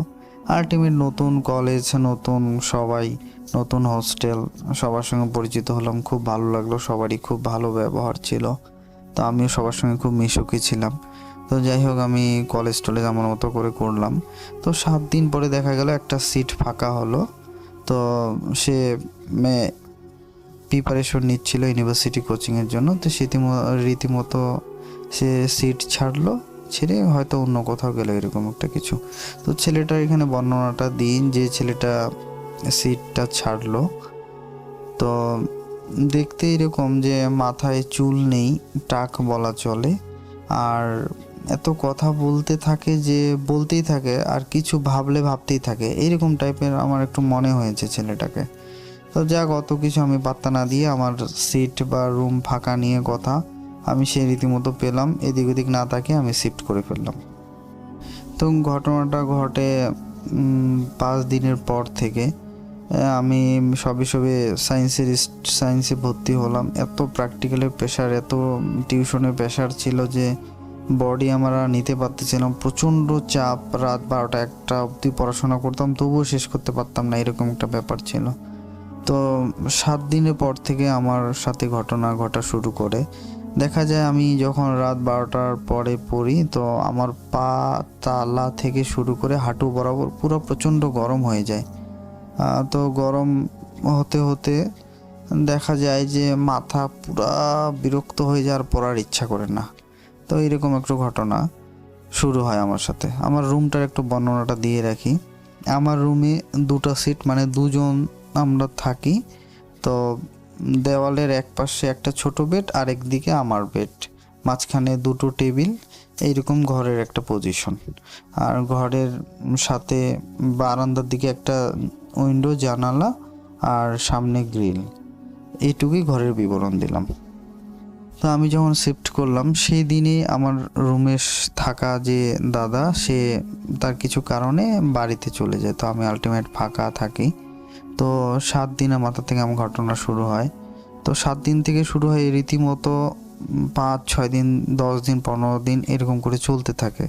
তো আমি খুব বিরক্ত ফিল করতেছিলাম যে কেন এরকম আমার সাথে হচ্ছে, বা পা হাঁটু কেন গরম হয়ে যাচ্ছে, মাথা কেন গরম হয়ে যাচ্ছে, আমি কেন পড়াশোনা কনসেন্ট্রেট দিতে পারতেছি না, একটু পড়াশোনা করতে গেলেই আমার এরকম প্রবলেমটা হচ্ছে, বাইরে কোনো প্রবলেম হচ্ছে না, টেবিলে গিয়ে বসলে পড়াশোনা শুরু করলে এই প্রবলেম। তো আমি ভাবছি হয়তো প্রচণ্ড প্রেশার বা এইরকম কারণে শরীরে হেজিটেশনের জন্য এরকম কিছু একটা প্রবলেম হচ্ছে। তো আমি সেটা পাত্তা দিচ্ছিলাম না। কিন্তু রাসেল ভাই, ঘটনা শুরু হয় 1 মাসের পর থেকে। একদিন 12:30টার দিকে আমি ওয়াশরুমে বের হই। ওয়াশরুম গিয়ে আমি কমপ্লিট করে জানলার দিকে হাত মুখ ধুচ্ছিলাম। তো দেখা যাচ্ছে জানলা না, ওয়াশরুমের যে কাঁচ আছে সেই কাঁচে আমার মুখ দেখতেছিলাম আর জল দিয়ে ধুচ্ছিলাম। তো সেই ওয়াশরুমের যে কাঁচ, মানে আয়না, সেই আয়নার যখনই আমি তাকাই পিছনে দেখি যে কালো অবয়ব শ্যাডোর মতো কেউ একটা দাঁড়িয়ে আছে। তো আমি সাথে সাথে তাকাই, পিছনে ফিরে দেখি না, কিছু নেই। তো আমি যাই হোক রীতিমতো আসার সাথে সাথে যখনই আমি বারান্দার গ্রিল ঢুকবো তখনই দেখা গেল পুরা চারপাশে গাছগাছালি ছিল। তো এত প্রচণ্ড হাওয়া ঝড় শুরু হয়ে গেল, মানে আমি কি বলবো। যাই হোক, আমি অতটা প্রথম পাত্তা দিইনি কোনো কিছু কারণে, আমি সোজা ঘরে চলে যাই। তো আমি রীতিমতো একটু পড়াশোনা আর করিনি, তো শুয়ে পড়ি। তো এরকম করে মোটামুটি 2-4 দিন চলে। আবার আরেক দিনের ঘটনা, আবার আমি মোটামুটি 12:50 কি 1টার কাছাকাছি এরকম সময় আমি বের হয়েছি ওয়াশরুমেই। তো ওয়াশরুমে যাওয়ার পরে ওয়াশরুম কমপ্লিট করে আমি ব্যাক করলাম। ব্যাক করে দেখা গেল যখনই আমি গ্রিল খুলে ঘরে ঢুকবো তখনই দেখা যাচ্ছে কেউ কালো একটা অবয়বের মতো আমার জানলার পাশে দাঁড়িয়ে আছে। আমার জানলা দিয়ে উকি মারে কেউ দেখতেছে এরকম মনে হলো। তো আমি তাড়াতাড়ি এসে দেখতেছি যে কে ওখানে বা কিছু আছে কি না, দেখলাম যে না, কেউ নেই। যাই হোক, তারপরে আমার পরের দিন হয়তো এক্সাম ছিল, আমি আবার পড়লাম, জানলা খোলাই ছিল। তো পড়া শুরু করে দেখতেছি আবার জানলার দিকে আমার চোখটা যায়, দেখলাম কেউ একটা কালো অবয়বের মতো দাঁড়িয়ে আছে আমার পড়া শুনতেছে। তো আমি ভাবলাম হয়তো পাশের, আমরা সবাই সায়েন্সের স্টুডেন্ট ছিলাম, বন্ধু বান্ধব এত ঘনিষ্ঠ হয়ে গেছিলাম, হয়তো কেউ দুষ্টুমি করতেছে বা কিছু এরকম ভয় দেখাচ্ছে। তো তৃতীয়বার যখন তাকাই সেরকমই মনে হলো আমার। তো আমি সে দরজাটা খুলি, দরজাটা খোলার পরে দেখা যায় যে না, কেউ নেই। কিন্তু তারপরে যা ঘটনা শুরু হয় রাসেল ভাই, আমি সেটার জন্য মোটেও প্রস্তুত ছিলাম না। আমি যখনই পিছন ঘুরে আমার দরজা খুলে ঘরে যাব তখনই আমাকে পিছন থেকে কেউ টেনে ধরেছে, এমন শক্ত করে টেনে ধরেছে আমার শার্ট, মানে আমি কোনো মতো এগোতে পারতেছি, পিছোতে পারছি, কোনো কিছু করতে পারতেছি না। আমি সত্যি কথা বলতে তখন আমি কোনো কিছু জানতাম না, যে শরীর বন্ধ করা মন্ত্র এটা সেটা বা অনেক কিছু আমি কোনো কিছু জানতাম না। আমি মহান সৃষ্টিকর্তার নাম স্মরণ করি এবং আমি এইটুকু আমার অভিজ্ঞতা ছিল, যেহেতু গ্রামে থাকতাম, অনেক কিছু দাদু দিদার কাছে আমি শুনছি যে কিছু কিছু ব্যাপার হলে পিছনে তাকানো যায় না বা এটা সেটা। তো আমি তখন আমার উপস্থিত বুদ্ধি দিয়ে আমি বললাম যে তুমি যে হও না কেন, আমাকে তুমি ছেড়ে দাও, আমি তোমার কোনো তো ক্ষতি করিনি, তো আমাকে কেন এরকম করছো, আমাকে তুমি ছেড়ে দাও। আমি তোমার যদি কোনো ক্ষতি করি তাহলে তুমি আমাকে, আমি তাহলে এখান থেকে চলে যাব বা তোমার যেন ক্ষতি না হয় সেটা আমি দেখবো। এইভাবে আমি আমার সাহস মতো কথাটা বললাম।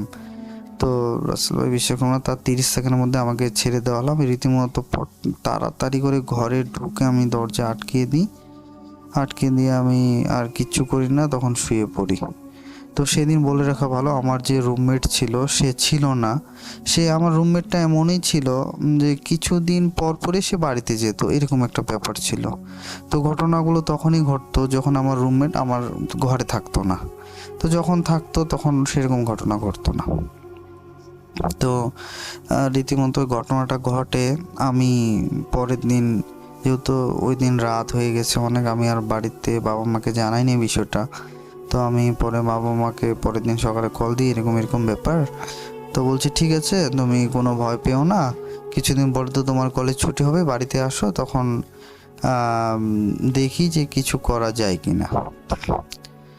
তো তারপরে আমি কিছুদিন এইভাবে চলে, খুব কষ্ট করে আমার দিন কাটতেছিল, পড়াশোনায় কনসেন্ট্রেট দিতে পারতেছিলাম না, রীতিমতো পা গরম, এটা সেটা ভয়ে আমি কাটাতাম। তো পরের দিন আমার প্রচণ্ড জ্বর চলে আসে ওই ঘটনার পরে। তো জ্বর এতটাই চলে আসে যে আমি 7 দিন টানা জ্বরে ভুগতেছিলাম, কোথাও যাইতে পারতেছিলাম না, এরকম একটা ব্যাপার ছিল। তারপরে দিনের রাতের ঘটনা, সেই জ্বরের মাঝে আমার মনে হচ্ছে কেউ আমাকে গলায় চাপিয়ে ধরে আছে, কোনো পন্থে আমি ছাড়াতে পারতেছি না। তখন আমি ঘুমের, মানে একটা কি বলবো, অর্ধেক ঘুম অর্ধেক জাগনা, এরকম একটা সিচুয়েশন। তো পুরোপুরি আমার ঘুম ভেঙে যায়। তো আমি আমার যতটা শক্তি ছিল সেই শক্তি দিয়ে আমি কিছু একটাকে সরানোর চেষ্টা করি। তো সরানোর পরে আমি দেখলাম যে সেই দিনও, মানে এইরকম একটা ব্যাপার, সেই দিনও সেই রুমমেট আমার রুমে ছিল না, এরকম একটা ব্যাপার ছিল। তো যাই হোক, পরে তার কিছুদিন আমি খুব কষ্ট করে দিন কাটাই। তো জানি না কি হয়, এরকম একটা ভয় হয়েছিলাম, রাত্রে আর সেরকম বেরোতাম না ওয়াশরুমে যাওয়ার জন্য। তো তারপরে আমাদের কলেজ ছুটি হয়ে ভ্যাকেশনের জন্য, তো আমি বাড়িতে যাই। বাড়িতে গিয়ে আমার এক কবিরাজ দাদার সঙ্গে মিট হয়, মানে বাবা আমাকে বললো ওনার কাছে যাও, আমি তোমার সব কিছু ঘটনা বলেছি, তো তুমি যাও, তোমাকে ডাকছে। তো আমি ওনাকে কল করলাম, তো উনি বললো এখানে আসো। আমি গেলাম, তো বললো কি কি বিষয়, আমি সম্পূর্ণ ঘটনা খুলে বললাম। বললো যে ঠিক আছে, সেরকম কোনো ব্যাপার নেই, তুমি দুটো তাবিজ নিয়ে যাও, একটা কোমরে পরবা, একটা বাঁ হাতে পরবা। বললাম ঠিক আছে, কোন দিন পরবো? বলছে আজকেই পরবা সন্ধ্যাবেলায় এরকম এরকম সময়। তা যাই হোক, আমি সেই রীতিমতো কাজ করলাম। সেটা করার পরে দেখা গেল আমাদের ছুটি শেষ হয়ে গেল। তারপরে আবার আমরা সেই রংপুরে আমার যাওয়া হলো। তো গিয়ে দেখা গেল আমরা 5-6 জন ম্যাচে এসেছি, নতুন নতুন 2-1 দিনের মধ্যে আবার সব ভরপুর হয়ে গেল হোস্টেল। তো সেরকম 5-7 দিনে কোনো সেরকম আর কিছু হয় নাই। তো ম্যাচে যাওয়ার 9ম দিনে আমার সঙ্গে এই ঘটনাটা ঘটে, যেটার জন্য আমি একবারে প্রস্তুত ছিলাম না। তো আমি আলটিমেট আবার 1:10 কি 15 মিনিটে আমি রাত্রে আবার ওয়াশরুমে গেছি। তো এরকম ব্যাপার হয়, রাত্রে ওয়াশরুম যাওয়ার কারণটা হচ্ছে যে পড়তে পড়তে এতটা টাইম চলে যায় আর সবাই ম্যাচে তাড়াতাড়ি ঘুমিয়ে পড়ে। এইবার কাউকে সেভাবে ডাকাও হয় না, আর প্রজেক্টর যে আর প্র্যাকটিক্যালি সব কিছু কমপ্লিট করতে রাত হয়ে যায়। তো এরকম একটা বিষয়, আর স্বাভাবিকভাবে মানে জল পিপাসা পেতেই থাকে, এবার ওয়াশরুমে যেতেই হয়, এরকম একটা ব্যাপার এসে যায় আর কি আমাদের। তো যাই হোক, সেদিন আমি যাই, মানে খুব ভয় ভয় লাগতেছিল। আমি ওয়াশরুম কমপ্লিট করে আবার সেই আয়নায় আমি মুখ হাত ধুচ্ছিলাম, আবার ধুতে ধুতে দেখি পিছনে কালো অবয়ব একটা কেউ দাঁড়িয়ে আছে। তো আমি এবার প্রচণ্ড ভয় পেয়ে যাই, কিন্তু এইটুকু ভরসা ছিল যে আর যাই হোক সে আমার ক্ষতি কিছু করতে পারবে না, কারণ আমার কাছে কিছু আছে। তো সে আমাকে একটা আরবি কি উর্দু ভাষায় কিছু একটা বোঝাচ্ছে বা বলতেছে, আমি সেটা বুঝতে পারতেছিলাম না, এরকম একটা কিছু। তো আমি ভাবতেছিলাম যে আমি কখন এখান থেকে আমার ঘরে যেতে পারবো, এরকম একটা আমার মানে পজিশন ছিল যে আমি দৌড়াবো নাকি কি করব, এরকম একটা ব্যাপার ছিল। তো 30 সেকেন্ড কি 1 মিনিট এরকম একটা জিনিস ছিল। তো আমি খুব ভয় পাচ্তেছিলাম না, আমি কিছু বুঝতে পারবো না যে কি করব।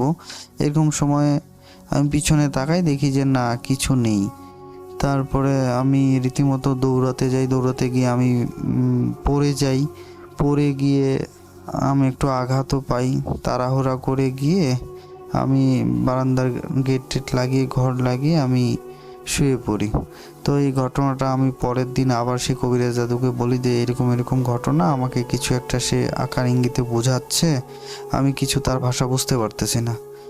তো আমাকে সে বলল যে তুমি এক কাজ করো, তুমি যে ঘরে থাকো তো সেই ঘরে সিট তুমি ছেড়ে দাও, তুমি অন্য ঘরে শিফট করো। তো যেই বলা সেই কাজ, সিট ফাঁকাই ছিল, তখন আমি তাড়াতাড়ি করে সেই রুমটা চেঞ্জ করলাম। এখানে বলে রাখা ভালো, আমার যে রুমমেট ছিল সেই রুমমেট এর মধ্যে আগে যে রুমমেট ছিল সে কিছু কারণে আমাদের হোস্টেল ছেড়ে দেন, নতুন রুমমেট আসে। তো সে এরকম একটা ছেলে ছিল যে কলেজ যেত না, টিউশনও খুব কম যেত, সারাদিন ফোনে ব্যস্ত থাকতো, কানে হেডফোন দিয়ে সারাদিন কি দেখতো না দেখতো অতটা কিছু আমি অতটা কথাও বলার টাইম পেতাম না। পড়াশোনা, টিউশন যেতাম, কলেজ যেতাম, এরকম করে দিন কাটতো। তো সেইভাবে অতটা কথা বলারও অতটা সময় হতো না। সেও সায়েন্সে ছিল, কিন্তু সে একটু পড়াশোনা ফাঁকিবাজি করতো। যাই হোক, যার যার নিজের ব্যাপার সেটা ভেবেই আমি তখন চেঞ্জ করি রুমটা। তো চেঞ্জ করার পরে দেখা যায় যে না, তেমন আমার সঙ্গে আর কোনো প্রবলেম হচ্ছে না, আর ভয়ও সেরকম লাগতেছে না। পরে আমি বলে রাখা ভালো, আমার ঘটনাটা মোটামুটি এখানে সমাপ্ত হয়।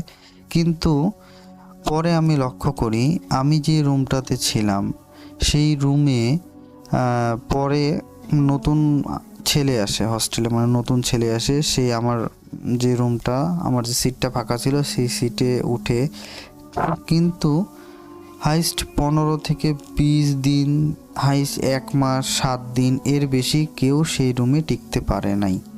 এটা আমার চোখে দেখা, কেউ টিকতে পারে নাই। আর পরে দেখা যায় সেই যে ছেলেটা যে সায়েন্সের ছিল, সে ফোনে যে সবসময় হেডফোনে কথা বলতো, বই টই কিছু একটা দেখতো এরকম, পরে দেখা গেল সেই ছেলেটা রীতিমতো আস্তে আস্তে আস্তে আস্তে অ্যাবনর্মাল হয়ে যেত, ঘর থেকে বেরোতো না, দরজা বন্ধ করে থাকতো, কি করতো না করতো আমরা সবাই ডাকাডাকি করতাম, মানে একটা ইয়ার্কির ছলে বলতাম যে কি হয়েছে, তবুও সে গেট খুলতো না, এরকম একটা বিষয় থাকতো। আর আরেকটু বলে রাখা ভালো, তো এই আমার ঘরে এই ঘটনাটা হওয়ার জন্য আমরা কারণবশত একদিন আমরা হোস্টেলের উপরে উঠি, তো হোস্টেলটা উপরে টিন ছিল, তো মই দিয়ে উপরে উঠি, তো ওঠার পরে দেখা যায় যে আমার যেখানে প্রবলেমটা হয় তার পিছনে একটা নারকেল গাছ, সেই নারকেল গাছটা আমার বেড থেকে শুরু করে মাথা অবধি পুরোটাই তার মানে তার পাতা দিয়ে আচ্ছাদন করা। তো এই জিনিসটা দেখার পরে আমি বুঝতে পারি হয়তো নারকেল গাছে কিছু একটা হয়তো কিছু আছে, এরকম একটা হয়তো খারাপ বা অশুভ কিছু একটা জিনিস হয়তো আছে। তো যাই হোক, এই ছিল আমার ঘটনা রাসেল ভাই। ভালো লাগলে লিসেনারদের সঙ্গে শেয়ার করবেন, আর আপনি ভালো থাকবেন, আর আমার জন্য দোয়া করবেন। আমি এখন ইন্ডিয়ায় থাকি, যদি পারি অবশ্যই দেশে আসে আপনার সঙ্গে যোগাযোগ করব এবং স্টুডিওতে আসার চেষ্টা করব। আমার কাছে আরও অনেক ঘটনা আছে, তো এগুলো আমি আস্তে আস্তে আপনাকে পাঠাবো।